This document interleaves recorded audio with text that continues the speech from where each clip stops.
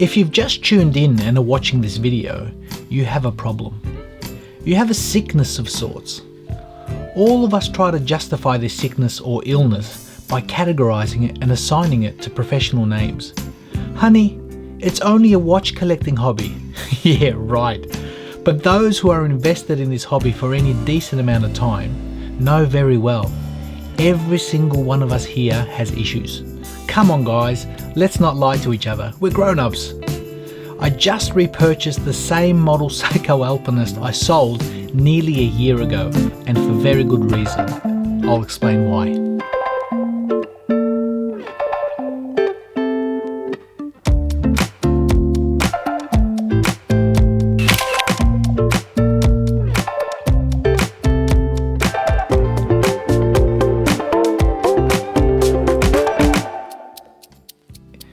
Guys, it's official, it's a disease, and no amount of vaccines or medicine can cure this disease we have. No matter how many watches we accumulate, there's always room for one more. If by some unforeseen circumstance your watch box does become full, then there's always room for one more watch box. Since I myself have returned a positive result in the mental illness of watch collecting, I feel I'm duly qualified to share not only in the madness, but hopefully shed some light and offer up some hope that there is light at the end of the tunnel. You see, just over a month ago I repurchased this albino alpinist. Originally I purchased one a year ago when it first got released and found it a joy and a pleasure to use. Then for some reason I sold it just after 3 months of ownership. So why did I sell it back then to only repurchase it a year later? Let me choose my words carefully. Haters, naysayers, keyboard warriors, the list goes on.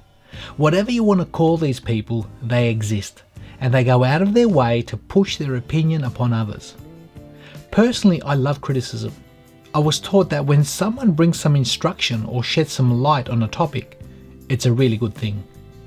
It allows you to listen, analyze, and then hopefully grow from that experience. However, when people use a platform to attack or demean or trash a person rather than the product, then that's where you need to close your ears and cease listening.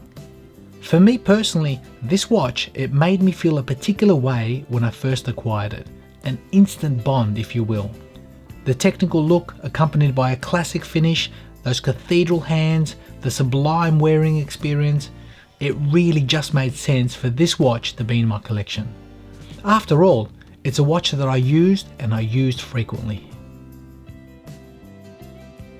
I have decided to start a new journey and begin a new chapter in my watch collecting. So in saying that, I've sold all of my luxury watches and decided it's time to start afresh. The Omegas are gone, the Rolex has been given away, no more Tudor, goodbye to Oris, etc, etc. What? What's wrong with you, Peter? There was nothing wrong with your collection, man. Yeah, I know. It was ideal, and that's the problem. I think, for me personally, a change is as good as a holiday. The watches I have acquired in my collection were perfect for me. I loved them. I used them every single day and every single week, but I got comfortable and a little complacent. You see, for me this hobby is about continual change and inspiration. I like to be challenged and I love the chase, but not at the expense of multiple watch cases. That's not how I roll. Let me give you an example. I'm a professional photographer by trade and I have been for over 25 years now. For me it's more of a hobby than a job, as the enjoyment factor has quite exceeded the negative aspects of any workplace for me. My philosophy in photography was taught to me by a dear friend and colleague, Paul, who has since departed this world. At the beginning, at the roots of my journey, he taught me that when I was to shoot a professional assignment, look more, think more, and shoot less. Or as he would say in Greek, liges και καλές. You see, it's not about quantity for me, but instead something of quality and substance. Don't get me wrong, I'm not a watch snob. It doesn't even have to be the latest and greatest or the most prestigious and expensive when it comes to watches. Been there, done that. But it has to speak to my inner man and bond with me and me alone. My journey of acquiring new pieces to add to the collection has already begun. And for those who have been following my channel, you occasionally see a new purchase every now and then. Whether it's a Müller Glashütte, a Fortis, a Meistersinger, or even an Alpinist like this. What I'm trying to say, if I'm trying to say anything, is this.